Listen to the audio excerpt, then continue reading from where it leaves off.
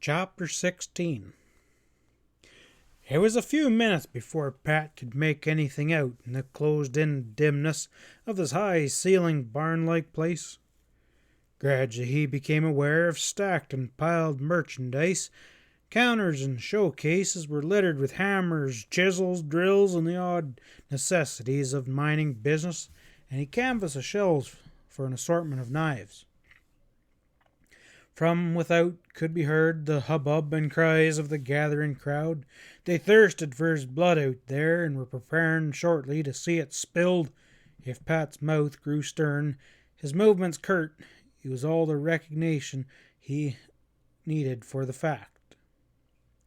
No knives were coming to his attention. He turned to a stock of miners' drills that were stacked in the corner. It was necessary to crouch with his back to the pile as he endeavored to prop up one of the edge drills just as he wanted. That done, he sat down in the same position, finding to his satisfaction that one of the sharp edges of the drill came exactly opposite of his bound wrists. With that, he began to rub the exposed coils of his bounds up and down against the cutting edge. One of the lengths parted after only a few minutes of grunted effort, and Pat worked on, heedless of any gashed forearm, till a second strand parted. Exerting his strength then, he felt the bonds relax. A second later, he slipped one hand out and was free. Rising and casting the broken ropes aside, he flexed his muscles and sat down on an up-ended spike keg to think this thing through. Though disgruntled with his failure to smoke Vern Hunter out in the open, he wasn't done yet. The experiences of this day had demonstrated a number of interesting facts. He had come to an understanding, for one thing, with young Spain, hitherto something of an enigma to him. His bold impersonation of Hunter, moreover, had by no means proved to be altogether a lost motion. Not only did he know now precisely why Hunter was in hiding, but Ches Denton had been induced to as well lay his cards on the table in a matter beyond recall. It was all gain, Pat concluded, save for a single catch: his present predicament. Listening with half an ear to the howling of those human wolves outside in the street, he did not at once see the way out of this trap. After rolling a thoughtful cigarette, he lit it, and in the act of blowing the match out, paused to stare at the tiny yellow flame arrested. Was this the way out? He shrewdly guessed it was useless to attempt to break out the rear window and steal away. The place would be surrounded and rigorously watched till Denton had time to arrange the farce of his drumhead court, which meant that he would make certain of Pat's finish.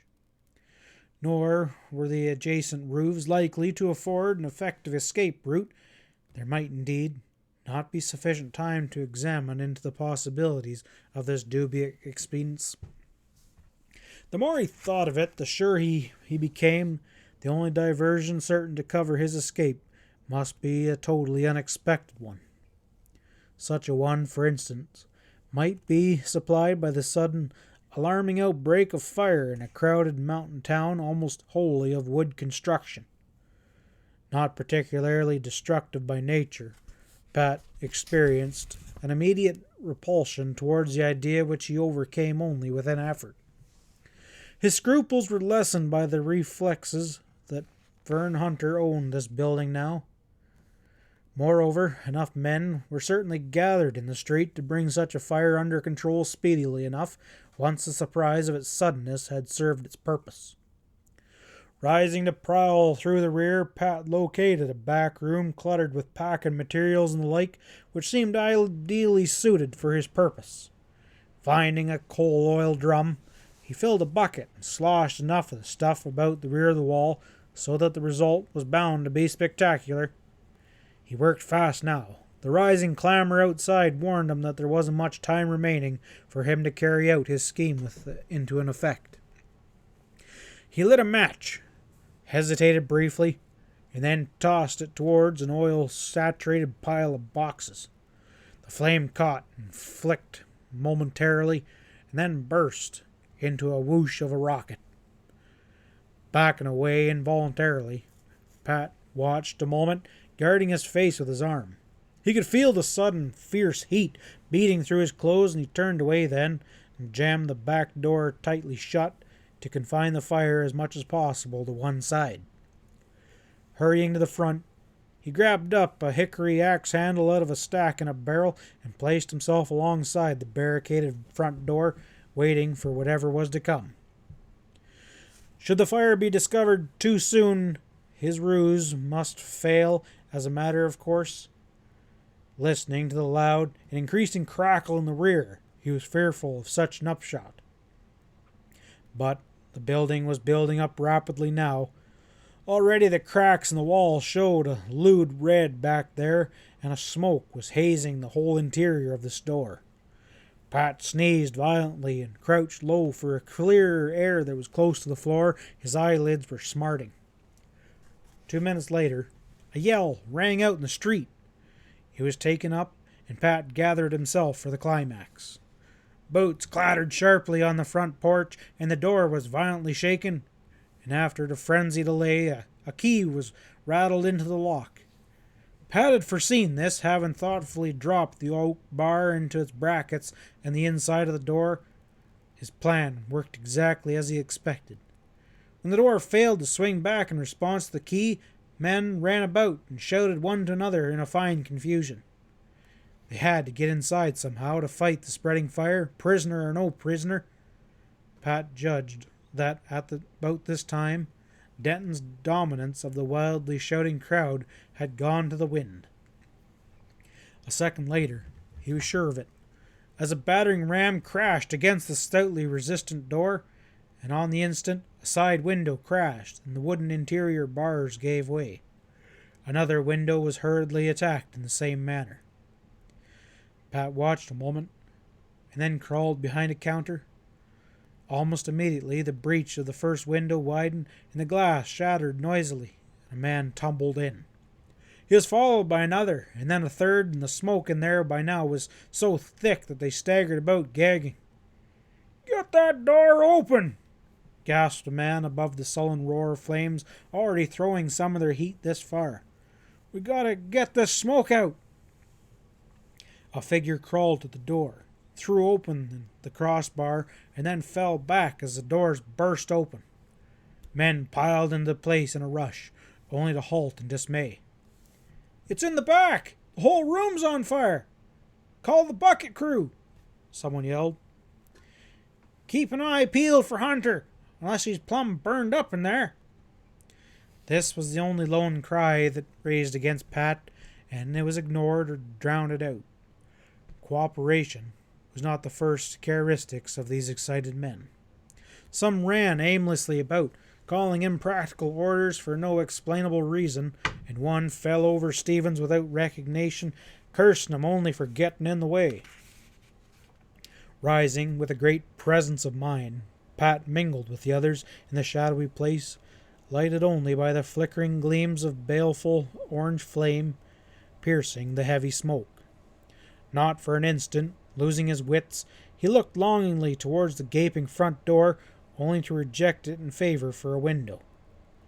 Making for one of the broken ones and calling loudly for buckets, he waited till the last man had crawled through and then thrust his head out.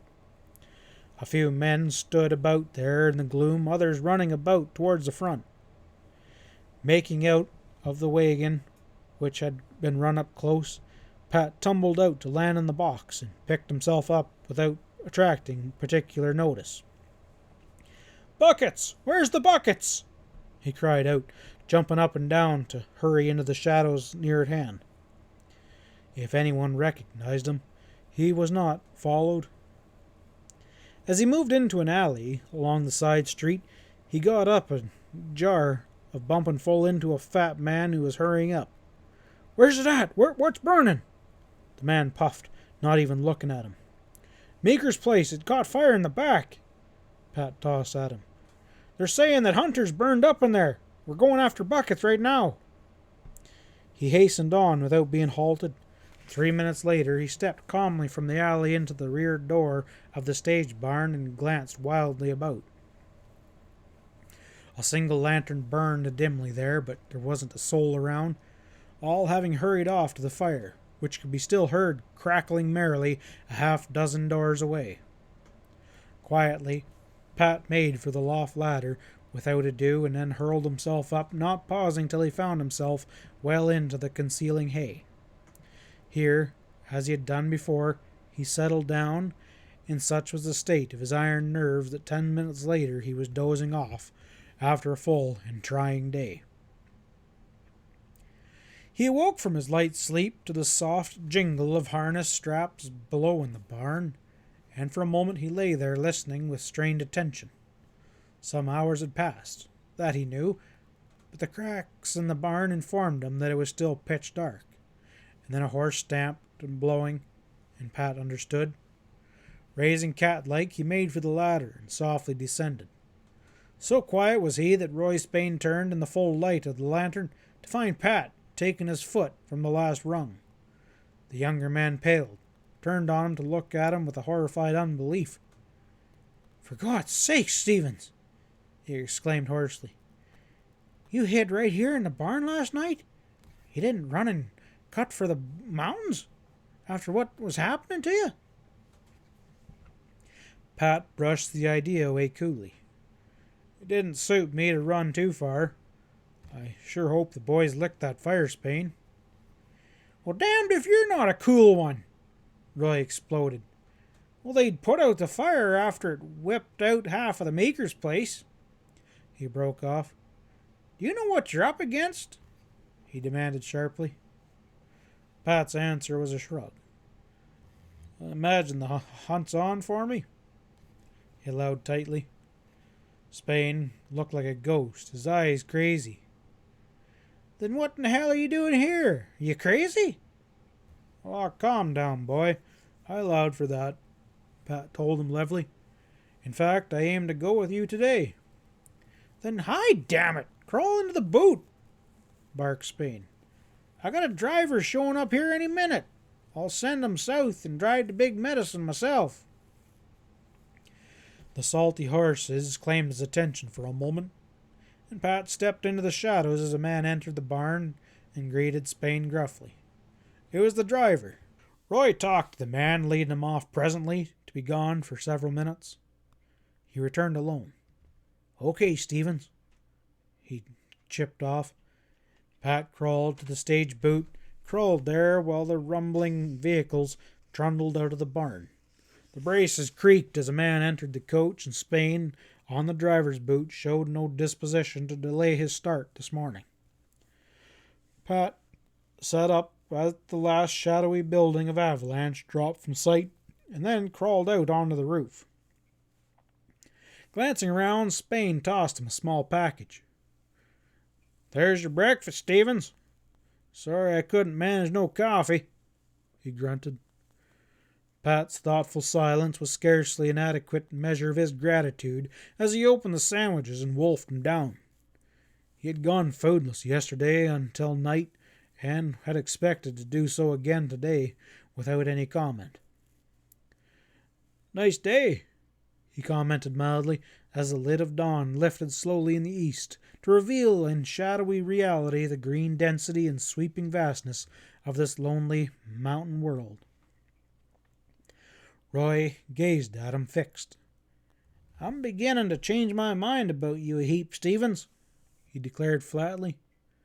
"I've about decided it's Redfer who's keeping dangerous company when you drifted up here, instead of the other way around. You seem to be able to land on your feet in just about any situation. Will you wind up the same way?" Pat laughed. "Never know, do you, till the last card's down," he remarked dryly. "It helps to be fighting a good cause, Spain. It'll pay you to remember that." Roy dropped the subject, and they talked on other things. To Pat it appeared significant that, despite the search for him in and around Avalanche, no men had been posted on the Big Medicine Trail. The stage wasn't stopped, perhaps because no one expected him to avail himself of this bold and simple means of flight. They rolled into the mining camp at sundown. Buck Fraser watched their arrival, taking note of Pat's presence without sign, and turned away. He must have carried his message, for Brute Redford presently sailed out of the Bonanza house and took the trouble to make his way down to the livery barn. "Well, Stevens," his manner was unusually expansive, fine lines wreathing his round, hard countenance. "You get around, don't you?" Pat paused in the act of unharnessing the stage horses to glance at him briefly. "Didn't I mention that I'd be back?" "I expected you in a normal course," Redford said, stressing the final phrase. "It's plain you don't allow any little hitch to interfere with serious plans." He broke off. "Hell, there's no need for you doing that kind of work. I'll send down a couple barnmen. It'll give you time to wet your whistle before supper." He was so hearty that Pat understood at once. Word of his exploit in Avalanche must have already preceded him here. Tipping Spain a grave wink unseen, he allowed himself to be led away. It was soon plain, however, as they reached the hotel bar, that Redford's interest in him was far from casual. The stocky outlaw chief rolled his drink on his tongue, inspecting the empty jigger abstractly. His manner was judicious. "I've been thinking your case over, Stevens," he opened up matter-of-factly. Pat's glance caught and held on the smudgely curled lips. He didn't speak.